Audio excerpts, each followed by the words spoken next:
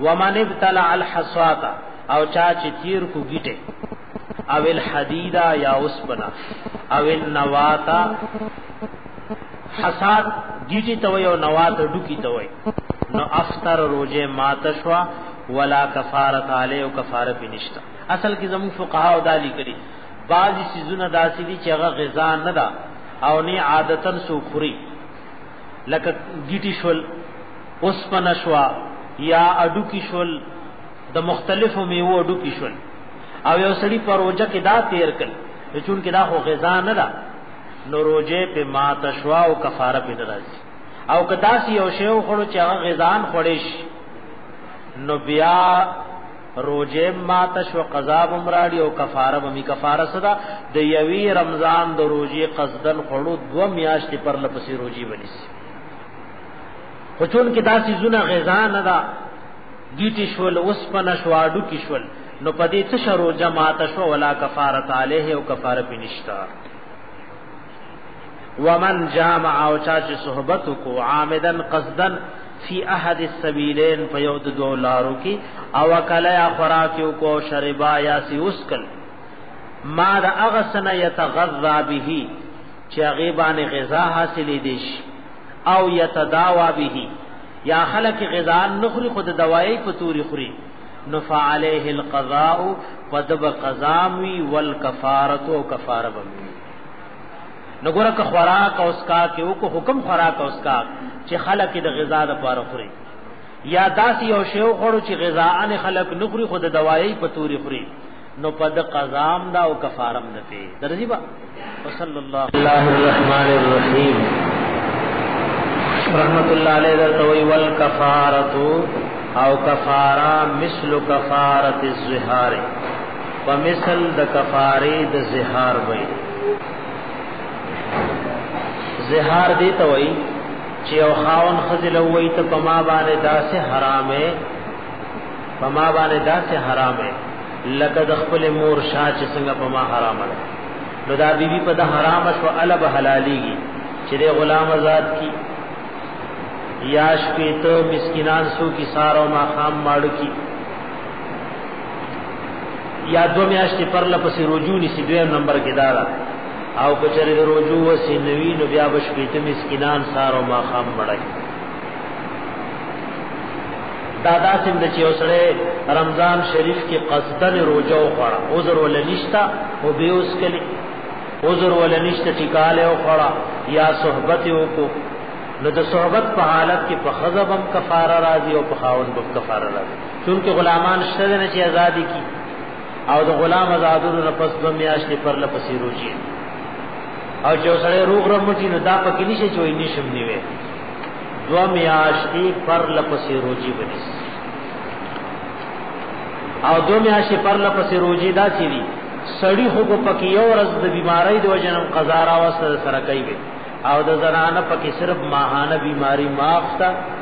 او که نور د بیماری د وجنم یو ورځ پکې چټی را وسه بیا به سره کوي چون کې دا دنیا شروعي سزا او دا هغه روزي قضا ومرا ګرځي کوم روزه چې خړلې دا غي به یو ورځ قضا را ګرځي او دا 2 میاشتې روزي به د کفاری په تور باندې سکي دا غي په تور به نشي بعض خلک دا سی وی چې د مستی د وجنا د ځواني وخی وی او روزي موجي خړلې چا ټول میاشتې خړلې چا په هر رمضان کې خړلې نو دا ډېر لوی بوج د متواتر 2 میاشتې پر لپسې روزي نیول یعنی شي کوله اکثر خلک ځان سره اخرت لیوړي او پورے باز نیکان خلق شتا چې هغه یقینا داسې سو نقصان ته شوی نو کفاره پورا غو 2 میاشتې روزي پر لپسې سود نیويش والکفاره کفاره به مثل کفاره الزهار ومثل کفاره الزهار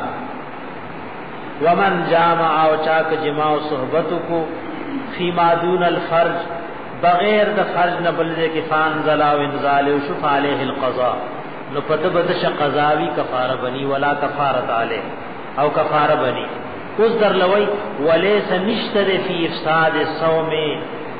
فماتول دروجی د غیر د میاش د رمضان کې کفاره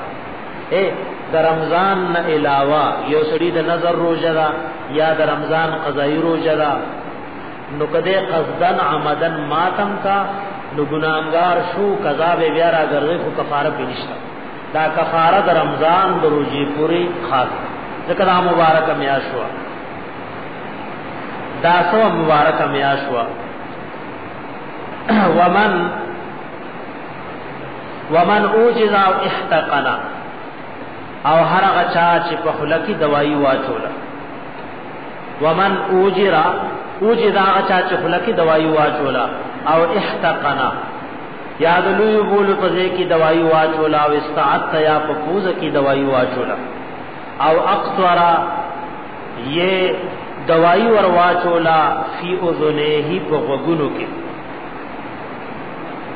نو پدی باندې روزه ماته شو علاوه د سترګونا چې سترګو کې کدر انجو واچولا او ک دوائی دی واچولا روزه پینه ماته باقی که چا پپوز کی واچولا پخلا کی واچولا غوگونو کی واچولا دارنګ دلوی بولو زې کې واچولنو په دې روزه ماتي او دعوا جائفتن یا دوايي وکړه د زخم د ګېډې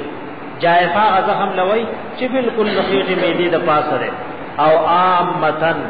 یا د زخم د سر بدواء رطب فدوایي لوندې سره فوصل نور سید دا دوائی لاجو فی د خیټه تا او الا دماغی ہی عادت دماغ ہوتا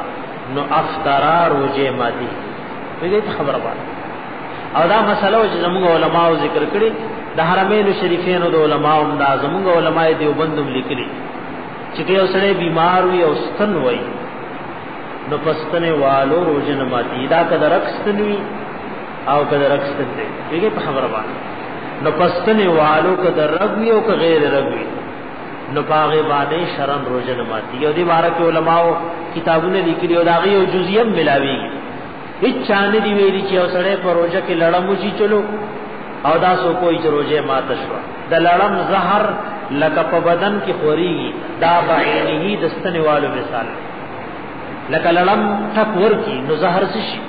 لیکن په قانون فقهاو کې چاوي لري نظم علماء او حرمین شریفین فتوا دادا او دام چې پستنه والو کو د رګم وي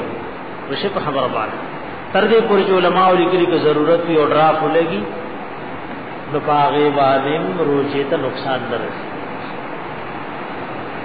دا بدرځي کبه وایي ها